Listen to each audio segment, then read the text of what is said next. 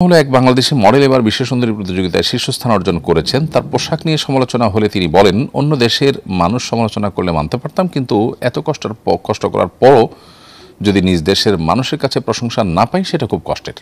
আর বিকেই না পড়লে আমি তো টপ 30-তে থাকতেই পারতাম না। প্রশ্ন হলো, এই ধরনের অর্জন কি সত্যি দেশের কোনো সুনাম বয়ে আনে? আর তার এই কর্মকাণ্ডের পর দেশের মানুষের প্রতিক্রিয়া কী হওয়া উচিত ছিল? দেখুন, আজকের পৃথিবীতে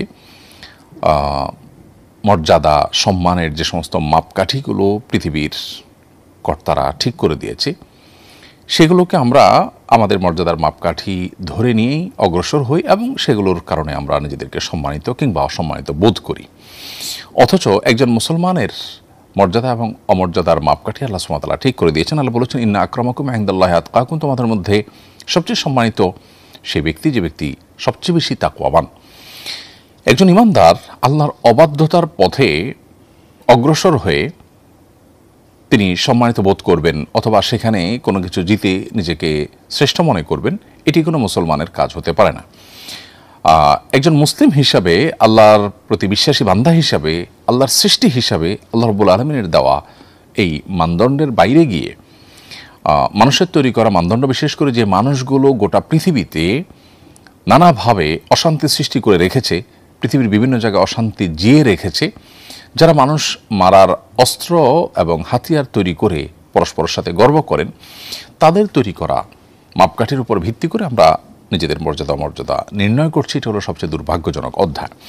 পাশাপাশি এখানে এই ভদ্রমহিলার যে কথা যে বিকিনি না পড়লে তিনি টপ 30-তে থাকতেই পারতেন না, এখান থেকে পরিষ্কারভাবে বোঝা যায় এ ধরনের আয়োজন যারা করে, তথাকথিত বিশ্বের সুন্দরী প্রতিযোগিতা এবং এই জাতীয় আলোচিত আয়োজন আছে, এই আয়োজনগুলো এটা নারীকে সম্মানিত করবার জন্য না, এটি মূলত নারীর অসম্মান হয়। এর ফলে একজন নারীর শরীরকে প্রদর্শন করা এবং সেটা পুরুষদের কাছে উপভোগ্য করে তোলার, সব পুরুষদেরকে তাকে দেখার সুযোগ করে দেওয়া, এটা নারীর জন্য কখনো সম্মানজনক বিষয় হতে পারে না। আপনি বিজ্ঞাপন দিচ্ছেন একটা পণ্যের, কিন্তু সেখানে মূলত কোনো নারীকে বিভিন্নভাবে উপস্থাপন করছেন, নারীর শরীরের বিভিন্ন অংশকে আপনি তুলে ধরার চেষ্টা করছেন। এটা নারীর জন্য অপমানকর, অবমাননাকর। এটি বোঝার জন্য পণ্ডিত হওয়ার কোনো প্রয়োজন নেই। নারী অধিকারের ব্যাপারে যদি সত্যি আমরা সোচ্চার হয়ে থাকি, তাহলে সেক্ষেত্রে বৃদ্ধ নারী, অসুস্থ নারী, অসহায় নারী অথবা কৃষ্ণাঙ্গ নারী, তাদের অধিকার রক্ষা করবার প্রয়োজন অনেক বেশি। কিন্তু সেটার জন্য আমরা কতটা কাজ করি?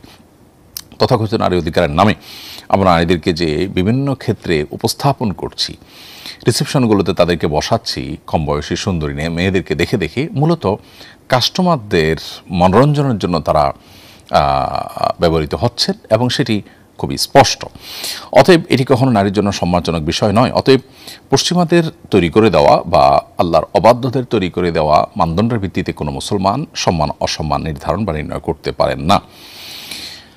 একটি মুসলিম কান্ট্রি হিসাবে বা মুসলিম প্রধান দেশের নাগরিক হিসাবে আমাদের রুচি এবং আমাদের পছন্দ অপছন্দ এগুলো কোরআন হাদিসের আলোকে নির্ণয় হওয়া উচিত।